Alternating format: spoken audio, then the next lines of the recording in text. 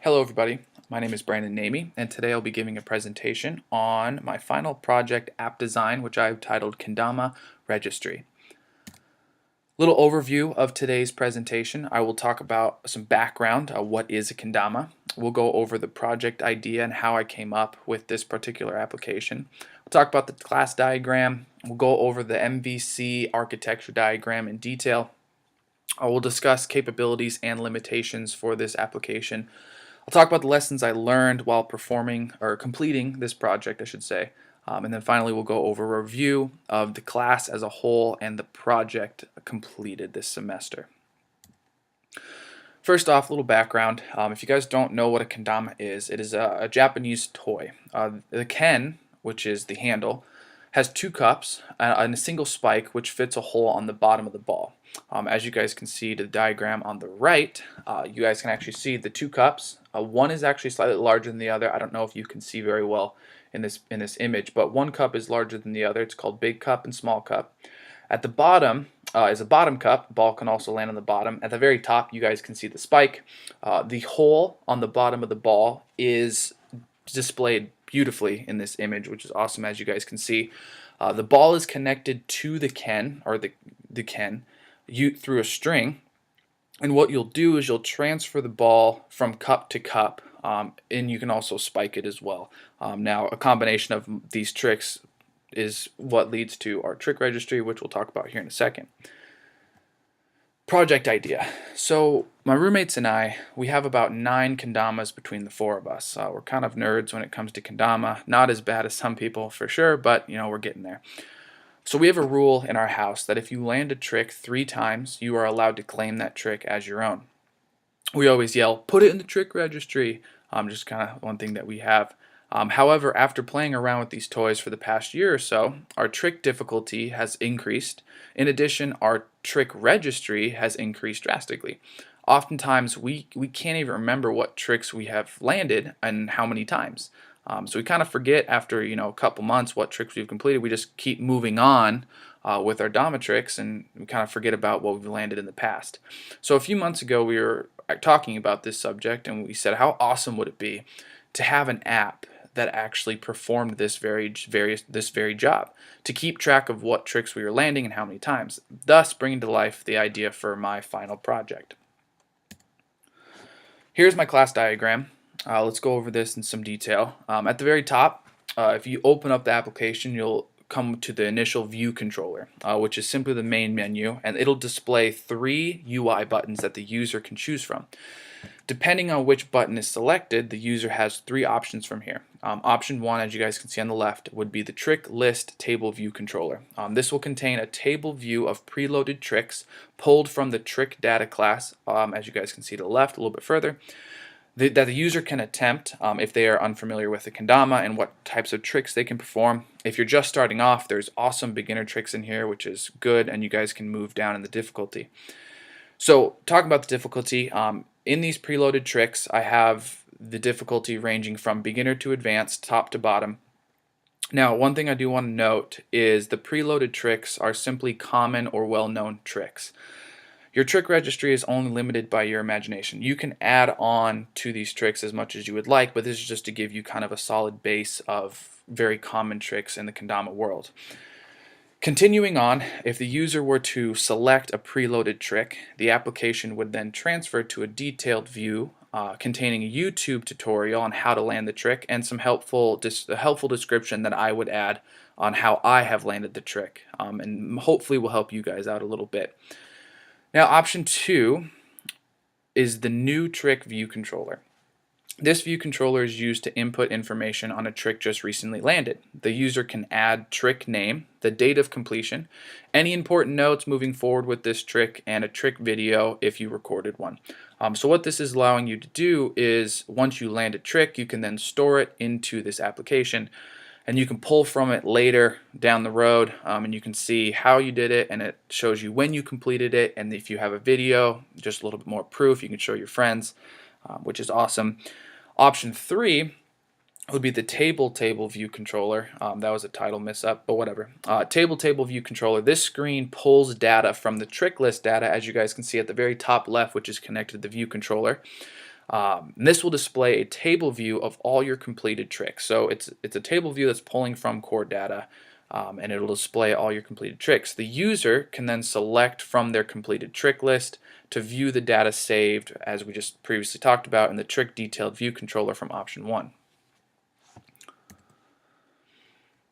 As for the MVC diagram, the controller will contain the following: handle user taps and interactions, send new tricks to core data, update view and new data, fetch completed tricks, and call the YouTube API, the YouTube tutorial. Upon button taps, various view controllers, views, and any other interactions seen in the diagram, the view will display menu buttons, list of new tricks, list of completed tricks. It'll show you the tutorial video and update completed trick table view. View will then update. The view will then update table view controller.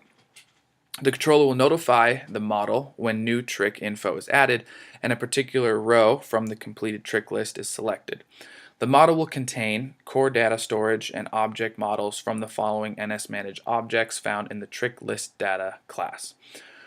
When a new trick is saved, the controller will update and the process will begin again. Now, hopefully to help you guys out, let's go ahead and actually take a look at the application. So here's the menu as we have. This is another type of kendama. I think this is a sweets kendama. So here's your menu. You have 3 options. Option 1, if you guys wanted to add a new trick, it'll display trick name, date, notes. You can upload a video. So let's go ahead and add a trick in here real quick. Let's just say we finished Big Cup. And today is December 2nd of 2016. Let's go ahead. There's my mouse. Let's go ahead. It's always important that you want to use your knees. Boom. Let's go ahead and upload a video of us landing Big Cup. Boom, just like that. Go ahead and save this. Beautiful. Let's go back. Now, if we want to go ahead and view that, we would then click on the completed tricks. As you guys can see, I already have a few preloaded in here. We just added this Big Cup. We completed it today. Here's our video, and don't forget to use your knees. Going back to the menu, at the very bottom we'll have our trick list, and these are all the tricks that I have put in here for you guys to kind of get started. There's quite a few in here.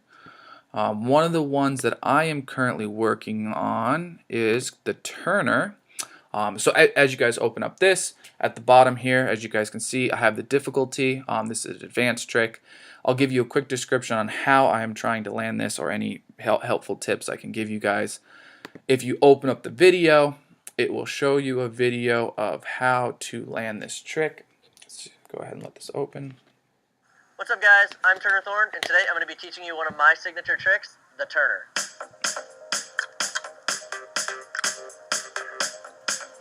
Okay, guys, the first thing you want to know when trying the Turner is you're going to start in Tama grip, and you're going to hold the ball down. I'm not going to make you watch the whole video, but that is the point. So you guys can actually view this. It'll teach you how to land the trick. It'll show you how the trick is performed by Kendama pros. I'm not there yet, but working on it. Awesome. So that is my app. I love it. Very helpful. Okay. Some capabilities and limitations of this application. So it can teach, some capabilities is it can teach Kendama users various tricks. So again, if you're just starting off, or even if you've been doing this for a while and you just want some new ideas of things you can add into your combos, you have that trick list already preloaded for you. Web view tutorials are available to the user so you guys can actually see it, how it's done.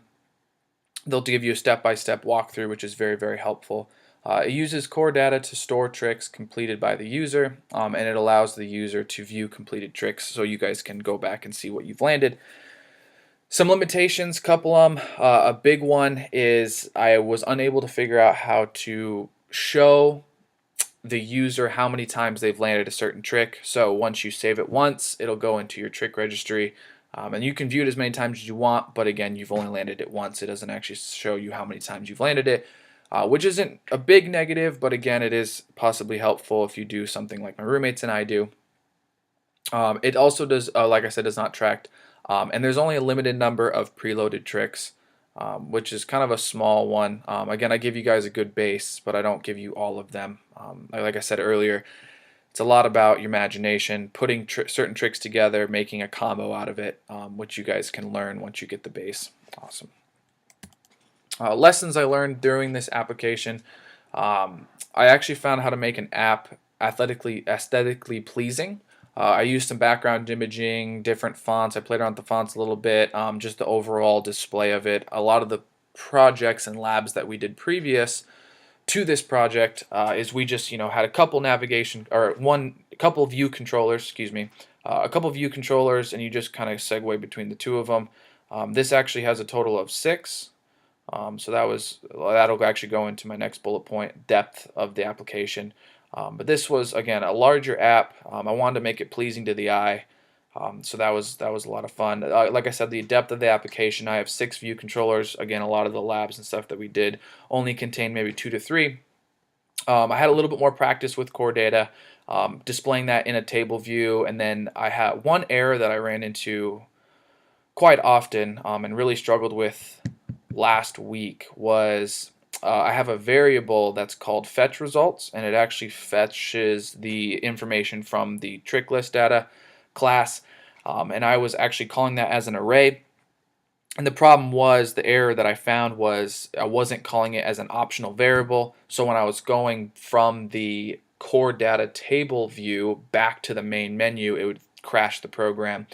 So I had to do a little research about that, had a lot of help from the TA. But got that figured out, so learned how to actually call a variable, an optional variable, fetch results. And then finally I got to learn a little bit more about WebView. We only did one lab, I believe, about WebView, so I got to mess around with the YouTube tutorials. I wanted to make sure that the frame was viewable and, again, like aesthetically pleasing to the eye. When you opened up that frame, it would show a perfect, you guys would be able to see the play button. It would show a perfect view of the YouTube tutorial. And this, again, allows you to play the tutorial and learn new tricks.